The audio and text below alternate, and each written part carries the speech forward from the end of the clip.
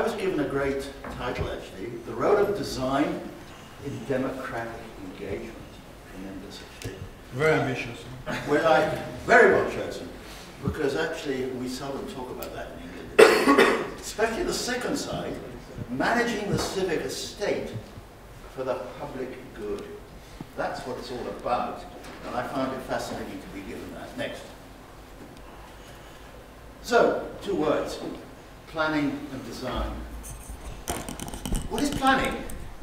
Well, in my sense, it's a process of managing and moderating change. All we're doing is talking about change, of which there happens to be a rather big bit of change happening, almost seismic, which is the changing and building of a civic hall.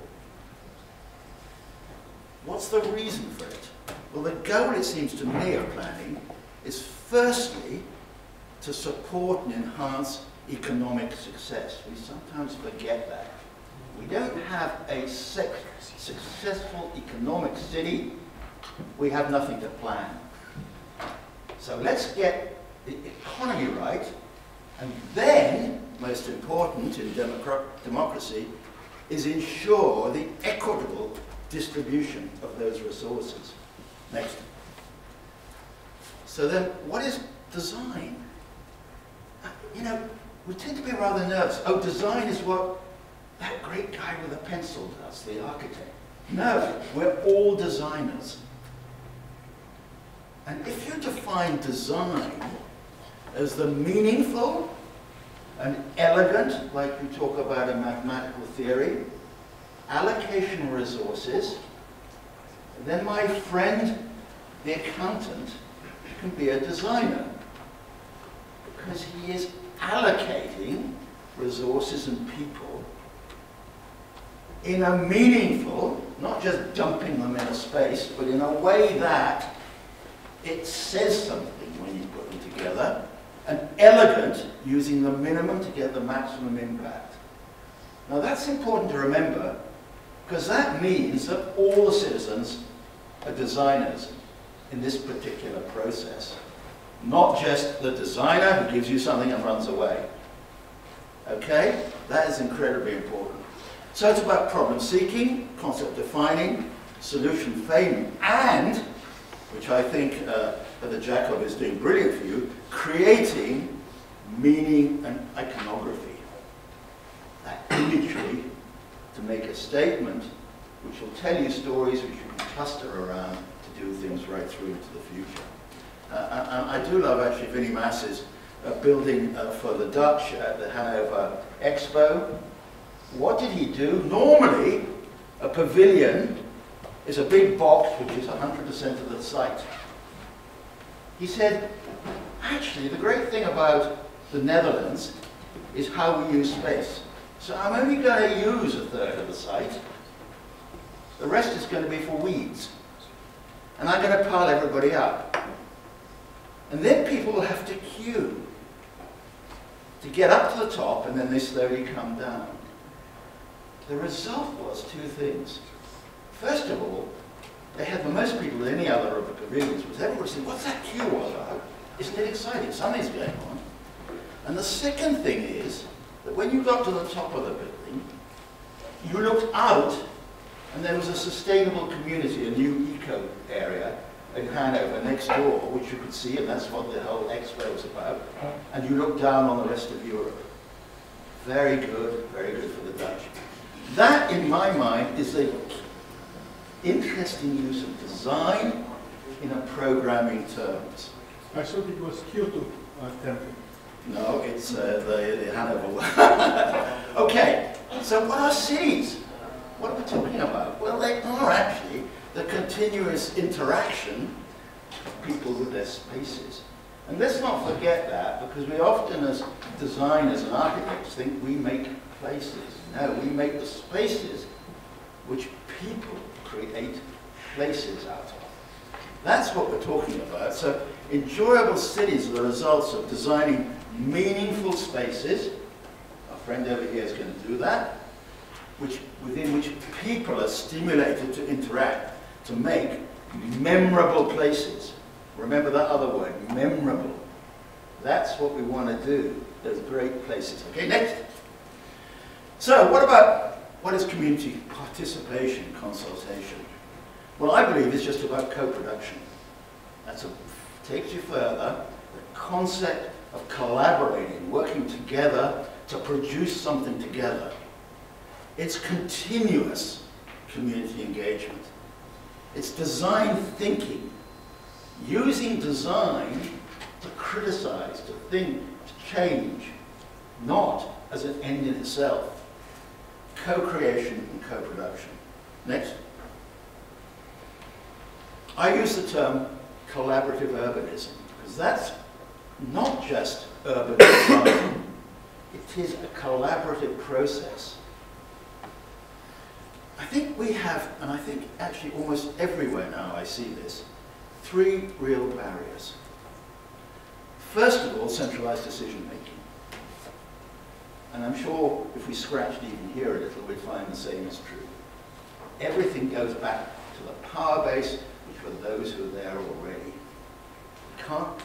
Not a talk about distributing the ability to make decisions. We will empower the people, but actually we'll take the decisions. Second, an adversarial culture.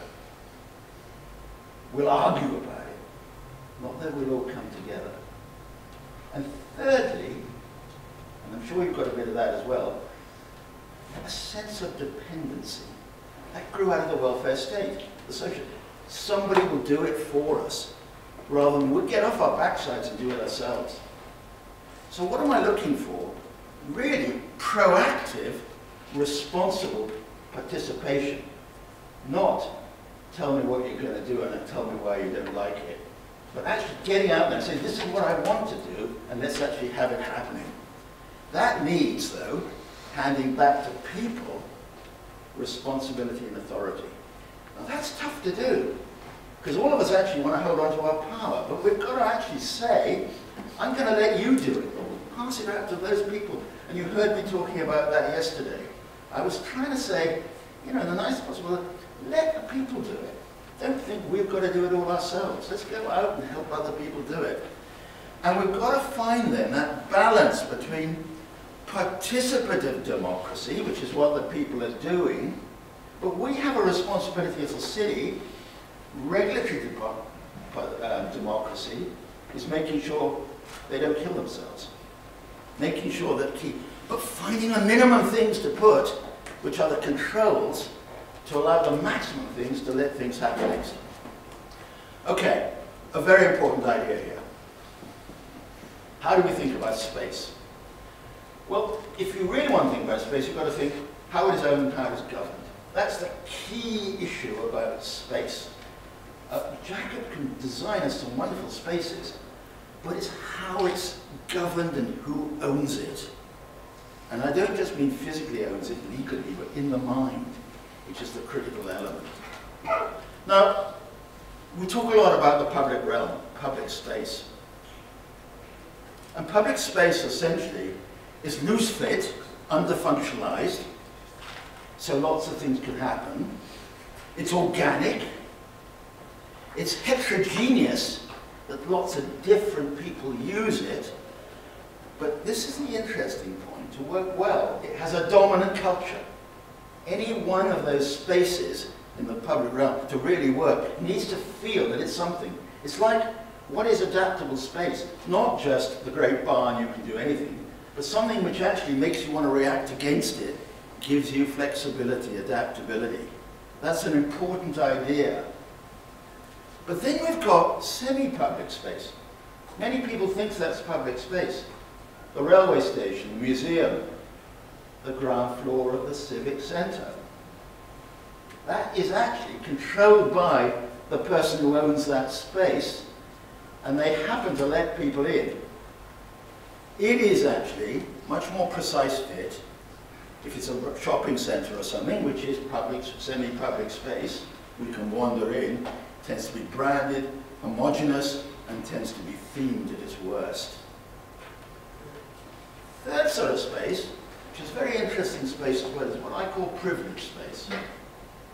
The space which the airlines had as the VIP lounges. They've kind of got out of favor now with the budget airlines, but that sort of place. The hotel lobby, the restaurant, we have to pay to go in, but we end up working there often. Very important. And lastly, private space. Now think about those, because actually that's going to be incredibly important as you think about your city hall, both inside the building and outside, of how do we create these 4 types of space, private at the end. And the second way to think about space, in ownership terms, as an owner, asset manager, is how much space do I need, which is what I call core space. It's highly specialized. It's built around one function. That wonderful community tower. Very specialized. It's just going to be used for that. It's not going to be used for 100 other things. How much of it is flexi space? It's basically generic space. It's straight up forward office space, office building, commercial office building space. I can use it for all sorts of different things. Things can flow in it. And the last sort of space, which I would suggest we're all using more and more of, is just in time or on demand space, where I use somebody else's space. I go out, I suddenly have a demand for some more meeting space. Oh, I go and rent some in the hotel. I get it for 3 hours, that's all I need. That can be as much as 30% of your total space requirement. So if you think of those 3 things, you're going to have a different view about what you need, and now you're going to start to break down the barriers between your building, other people's buildings, and the public space surrounding you. Next. Okay, here's an example of it. About 8 years ago, it's actually, doesn't exist any longer, because they're only there for 5 years. Shell came along to me, and they said they wanted a place for their senior managers to meet. Within half an hour of Chicago Airport, it could have been in an old castle or a modern office building. And they needed it for Monday evening to Thursday night, and they didn't need it all summer. So what did we find? We found them a Holiday Inn with a 9-hole golf course attached. All we had to do was 3 little things. We had to make on all the doors a little signs, which when they were folded up, in German Gothic they had the name for when it was the hotel, and when you folded it down in nice Shell lettering, it said whatever it was, the engagement arena, whatever it was. And you could project the branding of Shell on the walls when they were there, and when they weren't, they weren't. And we built one little tiny additional element, this little theatre you see just here, because they needed, when the end of their 4-day sessions, 3-day sessions, the managing director would come in, and the weekend it was a cabaret theatre. That to me is the use of space. That to me was nothing to do with design and as an architect, it was the elegant allocation of resources. I was very proud of that. To me, I felt very satisfied. I didn't get any magazines. It wasn't about the thing. That, to me, is absolutely what we're talking about. Next. So what's happening?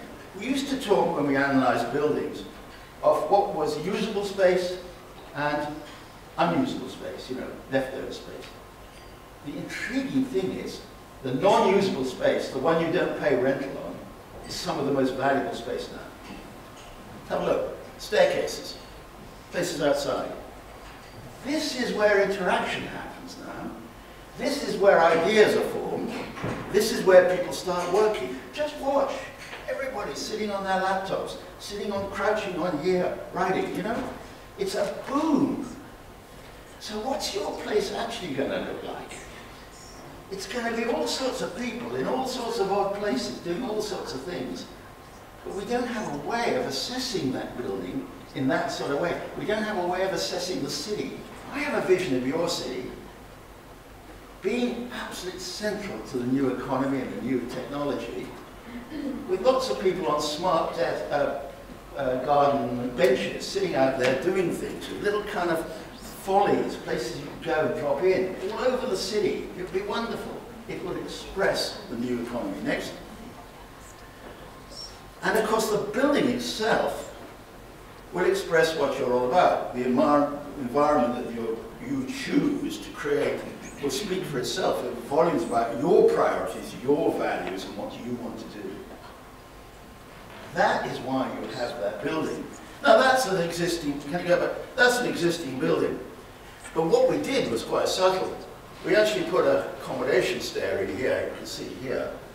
But you had to walk right the way around.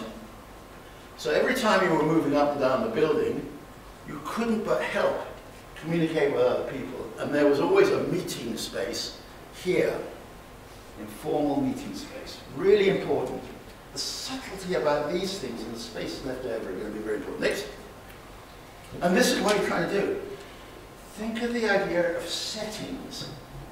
We now measure, not by space standards, but the number of settings and the richness of settings we're creating in our building, in our city. That's what we're after. Next. So what about the city? Well, you know, your civic centre is going to be looking more like a city, and your city is going to be all those citizens. They're going to merge. Now that's a hell of a challenge I'm giving you. How do we make the building become a city, and the city becoming your citizens and what you stand for and how you're supporting them? Next. I've been working a lot with the Academy of Urbanism on this concept called a university. Now it's not just about universities, but what it does is bring together 9 key elements. Very, very important. Communities of learning, communities of living, that's the city, and communities of practice. That's both professional practice, business practice, etc., the doing of things. And they will be, at a formal level, the University of Manchester, the City of Manchester, the Royal Institute of British Architects. That's the formal structure. But there'll also be informal, the NGO level, the Museum of Science and Industry, the Big Life Company, which is a social trust, the Cube, which is the place where all the different interests come together. That would be something like the Urban Design Group or the Academy of Urbanism. And lastly, which is becoming increasingly important at filling these up, is the virtual, the Twitters, the blogs, the websites, which are becoming more and more the starter of what we're talking about. They're virtual as well as physical.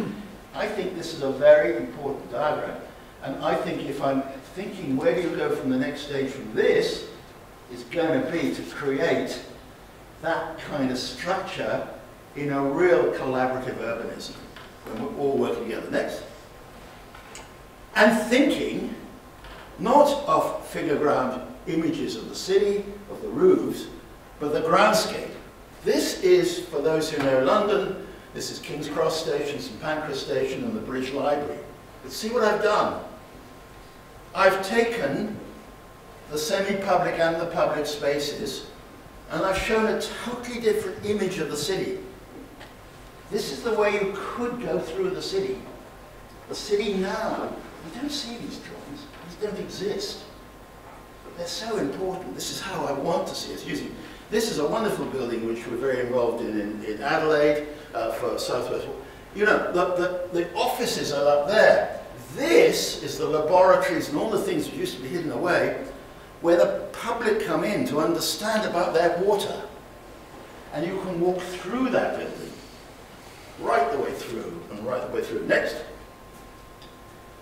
Okay, so what are we trying to do? We must be both physically designing, your architect, but at the same time, innovating organizationally.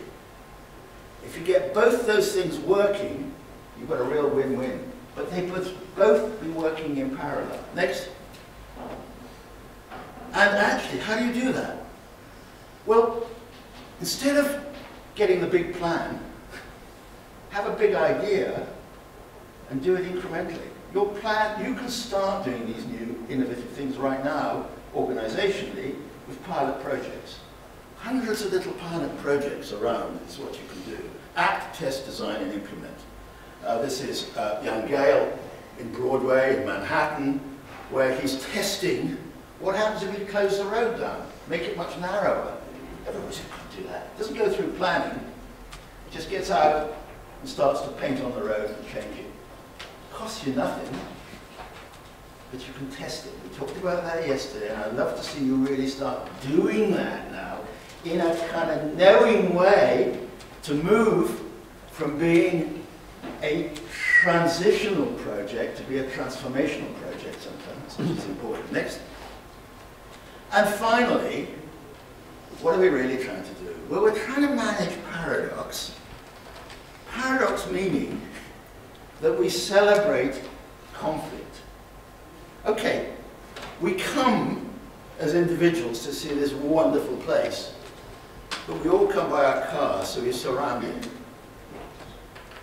How do we get that great feeling? It must be wonderful, your own old town there, that it's just become a Disneyland because you get too many people. How do we get both things at once?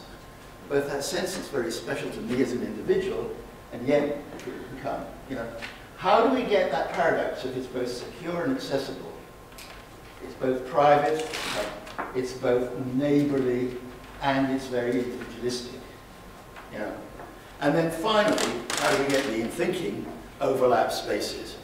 That's seemingly a piece of beautiful garden, but it's turned into be a restaurant, a place to work, and a whole lot of other things as well. Thanks.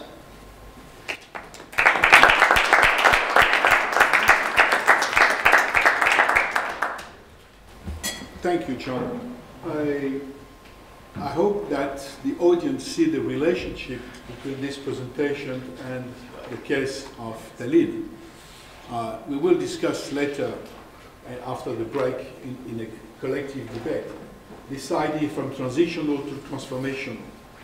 But if you yourself you are able to think immediately of a Linnahalle, for example, what could be the future of Linnahalle, which is next to the next city hall?